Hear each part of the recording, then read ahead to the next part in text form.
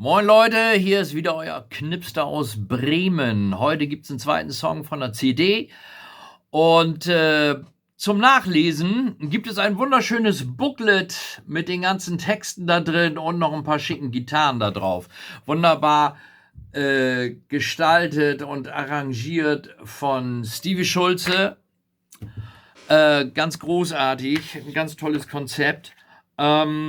Heute gibt es einen Song, den spiele ich normalerweise als Opener von meinem Live-Programm, der heißt Leave Come und Believe in Me Who's.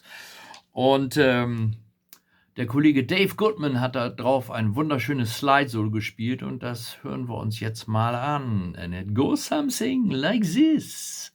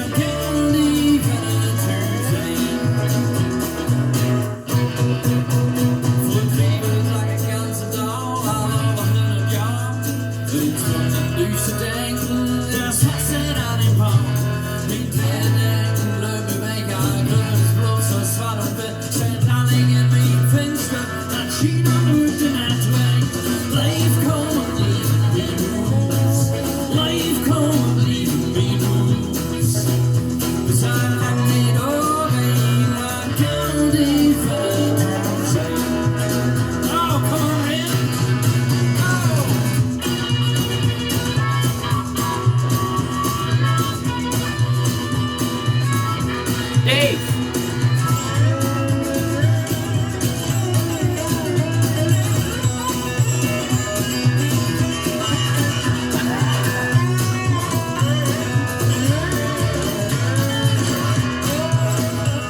Wow, der Typ hat's echt raus.